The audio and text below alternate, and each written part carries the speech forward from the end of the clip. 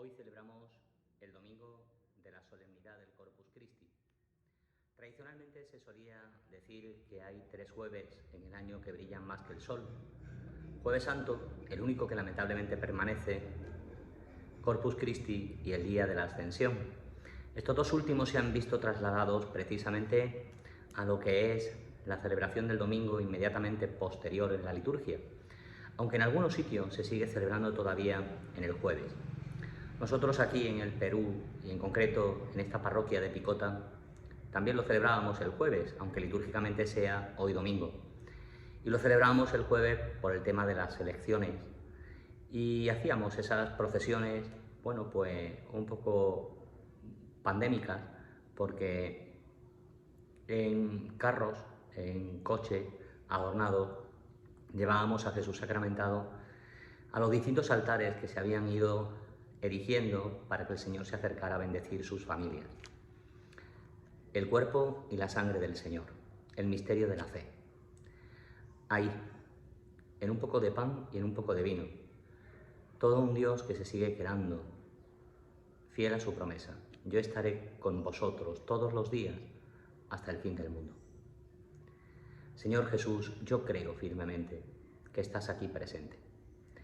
Creo que me ves y que me oyes. Te adoro con profunda reverencia. Te pido perdón de mis muchos pecados y la gracia y la luz que necesito para hacer con fruto este rato de oración. Madre mía Inmaculada, San José, mi Padre y Señor, Ángel de mi guarda, interceded por mí. En la liturgia de este ciclo, en esta solemnidad del Corpus Christi, se nos pone en la primera lectura un fragmento del libro del Éxodo, donde en aquellos días se nos dice, Moisés bajó y contó al pueblo todo lo que había hecho el Señor y todos sus mandatos. Y el pueblo contestó a una voz, haremos todo lo que el Señor quiere. Moisés puso entonces por escrito todas las palabras del Señor. Se levantó temprano y edificó un altar en la falda de un monte, con 12 piedras, una por cada una de las tribus del pueblo de Israel, y mandó a algunos jóvenes israelitas ofrecer al Señor holocaustos y sacrificios de comunión. Tomó la mitad de la sangre, la puso en una vasija y la otra mitad la derramó sobre el altar. Después tomó el documento de la alianza, lo leyó en voz alta y el pueblo respondió, obedeceremos y haremos todo lo que mande siempre el Señor. Moisés entonces tomó aquella sangre y roceó al pueblo con ella, diciendo, esta es la sangre de la alianza que hace el Señor con vosotros. Pues bien, Dios había hecho una alianza con Abraham, Dios había hecho una alianza con Noé, Dios había hecho una alianza con Moisés. Y en esta alianza, preludio, imagen de lo que sería la nueva y definitiva alianza, sellada en la misma sangre de una persona divina, vemos cómo, por una parte, se exige la correspondencia del pueblo. Una alianza no deja de ser un pacto entre dos.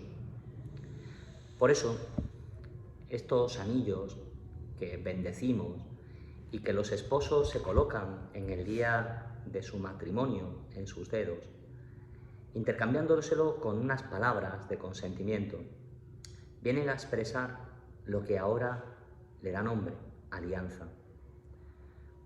Un arito, un anillo que colocado en el dedo de alguien significa que hay otra persona que ha puesto su vida en tus manos, que ha hecho un pacto definitivo contigo. Esa alianza en el dedo de los esposos o en el dedo de los consagrados viene a significar que hay alguien que, movido únicamente por el amor, porque te quiere de una manera desproporcionada y desmedida, ha depositado toda su vida en ti y ha hecho un pacto de amor contigo. Un pacto que exige por nuestra parte fidelidad, que exige además la totalidad de la entrega, que exige además el custodiarlo siempre. Pues bien, la Eucaristía es esa alianza que Jesucristo, Dios, hace contigo y conmigo.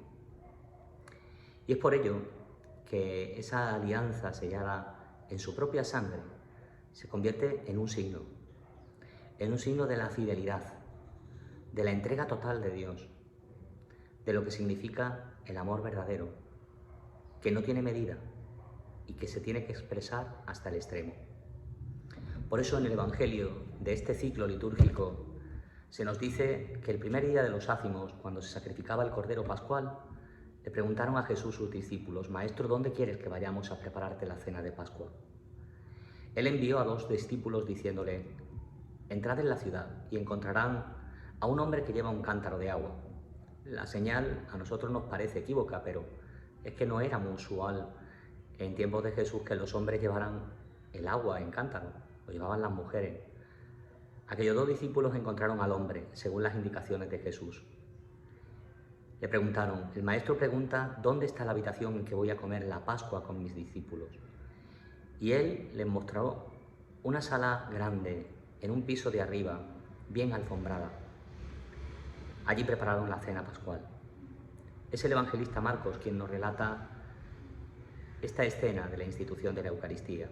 Mientras comían, Jesús tomó el pan, pronunció la bendición, lo partió y se lo dio diciendo: tomen, esto es mi cuerpo.